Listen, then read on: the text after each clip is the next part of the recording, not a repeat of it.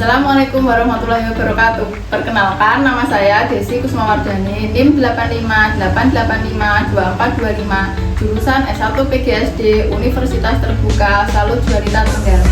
Hari ini saya akan memenuhi tugas praktikum IPA di SD modul 1 makhluk hidup. Kegiatan praktikum 3, pertumbuhan, perkembangan, dan perkembangbiakan makhluk hidup. Pertumbuhan dan perkembangan tumbuhan. Sebelum kita mulai praktik, kita siapkan dulu alat dan bahan. Yang pertama, kita siapkan kacang merah yang sudah direndam semalaman, air, tisu, gelas plastik, pinset, sendok, alat tulis, pulpen dan penggaris, dan tabel pengamatan.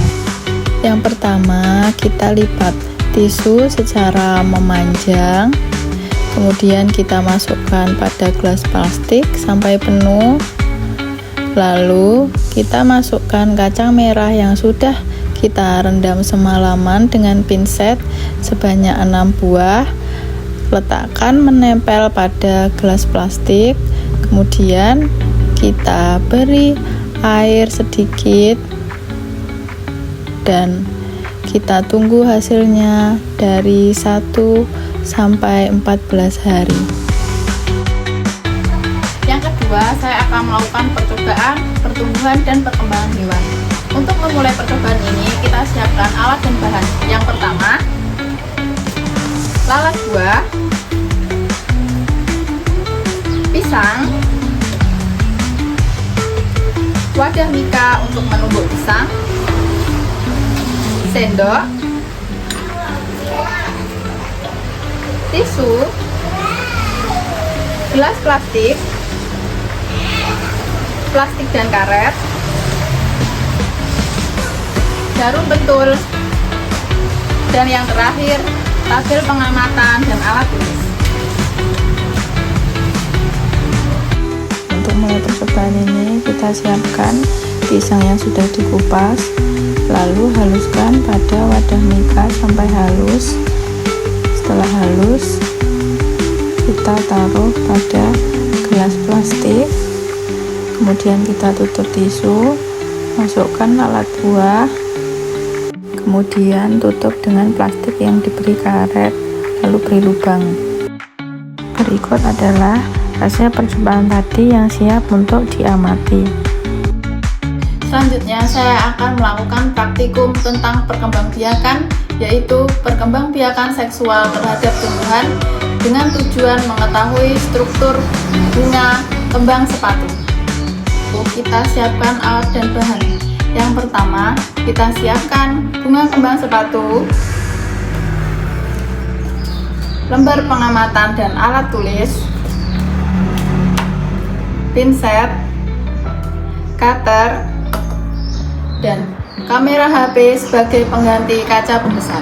Kali ini kita akan mengenal struktur bunga sepatu. Yang pertama, kelopak bunga berbentuk seperti daun kecil berwarna hijau yang melindungi bagian dalam bunga sebelum mekar. Yang kedua, kita akan mengenal mahkota bunga, di mana mahkota bunga berbentuk seperti kelopak besar yang melebar dan berstruktur halus, berwarna mencolok untuk menarik serangga dalam membantu penyerbukannya. Mari kita hitung berapa mahkota bunga dalam bunga sepatu ini. Kita tata dulu mahkota yang telah dicabut dengan pinset. Setelah itu kita hitung. Di sini terhitung jumlah mahkota bunga ada 52. Selanjutnya kita akan mengenal benang sari. Benang sari terdiri dari tangkai sari dan kepala sari. Kepala sari menghasilkan serbuk sari yang berwarna kuning seperti debu halus. Kemudian kita akan menghitung berapa jumlah benang sari menggunakan pinset. Di sini saya sudah mencabut semua benang sari dan terhitung ada 50 tangkai benang sari. Kemudian kita akan mengenal putik.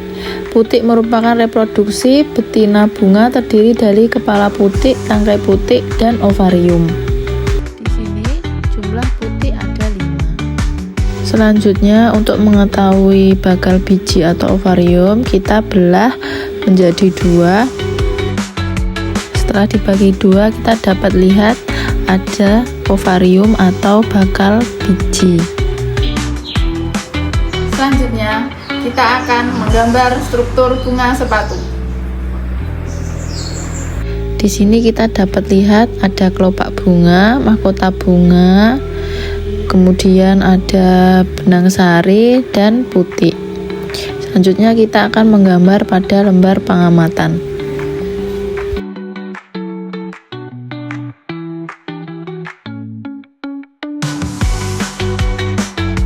Untuk menggambar bakal biji atau ovarium, kita belah dulu, kemudian kita gambar pada tabel pengamatan.